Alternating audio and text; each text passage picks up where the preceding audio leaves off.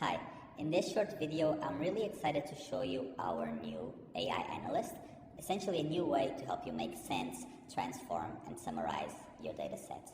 So let's say that you have here a table of data. In this case, it's a summary of marketing campaigns, but it could be something that you've imported from one of our integrations. It could be a CSV. It doesn't really matter.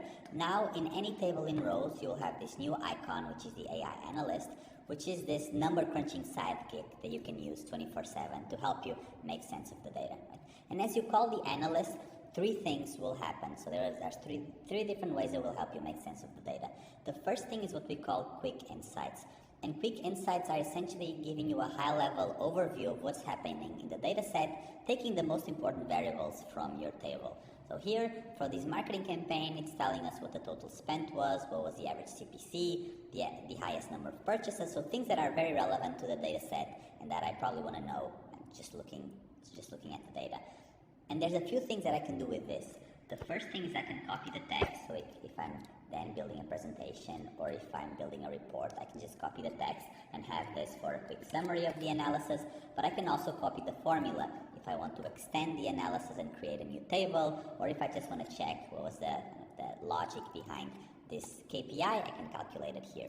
The second thing is what we call deep dives, and deep dives are essentially pivot tables, summaries, and trends from the data set that just go one level below a top level analysis.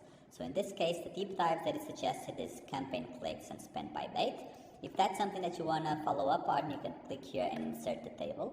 And then you see it inserted already the summary table of the clicks and spend per day for all of the campaigns, right? So something very relevant for this analysis as well. And I can actually come here and see what was the source of this. So I can see what formula generated this table. If I want, I can add it here as well. But most importantly, if the source data change, this will change as well. So this is now linked to the source table with the marketing campaign.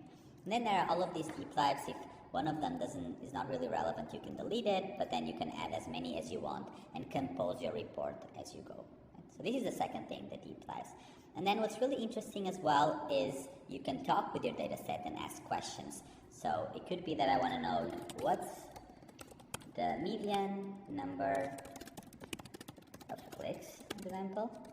And in real time, we will analyze the data and reply. In this case, the assistant will give you a quick insight because it's just a single number that's coming from this short analysis, but it could be something deeper where the output is going to be a table. So I might be interested in what were the 3 best campaigns by total clicks, for example. Right? So what campaigns performed the best in the number of clicks? You will be crunching the numbers and analyzing it, and you see that it added here top 3 campaigns by total clicks.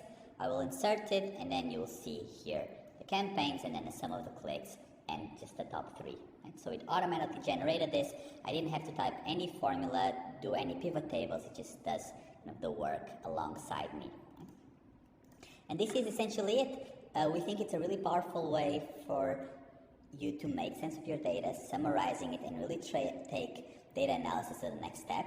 We're really excited for anyone to test this. The AI analyst is now available for everyone in all plans. So we're really excited to see what you build. Thank you and good luck. Hey, in this video, we'll be looking at how to get data from any API inside rows. For the purposes of this demo, we'll be looking at weather API as an example. And with that, let's get started. In the input table, really all we need is the name of the city. So I'm going to mark that here, make it bold. I'm going to add an input field inside cell B1 so we can enter the name of that city. For now, I'm going to use Berlin as an example. We can also remove any additional rows or columns that we wouldn't really end up using in the live mode. As for the config table, the first thing we'd need is the API endpoint. We can then go to the documentation and look for it, which is sitting right here. I'm going to go ahead and copy the entire endpoint right there and paste it right inside the cell. You'd notice that we need to modify this Q parameter, which is currently hard-coded to London. So I'm going to cut it and paste that information at the very end. I'm going to go ahead and delete London from here and then cut the entire endpoint for now. Use our concat function to paste the first string to be the input from the previous step and string 2 to reference the input cell sitting in B1. Once we have that, the next thing really all we need to do is make the get request. For that, you can just do equals get, and you'd notice that it asks us for an action URL, which is really the only mandatory parameter, and I'm going to reference that to cell B1 right here. Once you have the output, you can click on the list icon there, explore the JSON. What we really need is sitting inside the forecast object right here. You'll see that there is an R object available here, which has 24 data points. And this is really what we'll be consuming, the time and the temperature in centigrade. So I'm going to go ahead and copy this R object and paste that information here. So I'm going to name that hourly forecast.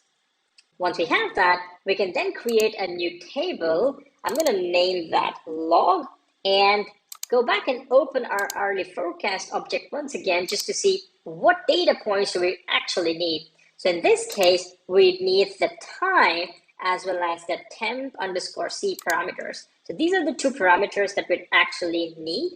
And so what I'm going to do next is I'm going to use our override function, take the data sitting in B3 and push that into our log table from the ranges A1 to B1.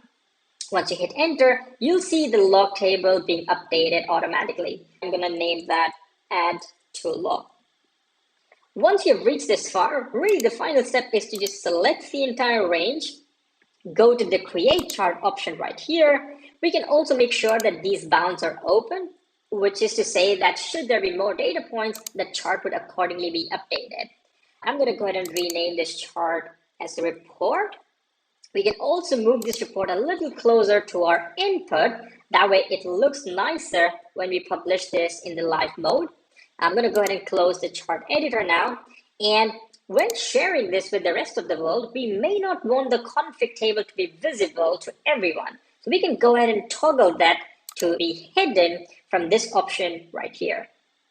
Once you're good, go ahead and click on the share option, choose to publish it to the world, copy the link, open an incognito window, and then load the app right here.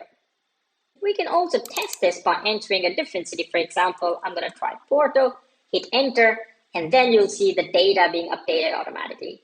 I hope this video helped, and thanks for watching.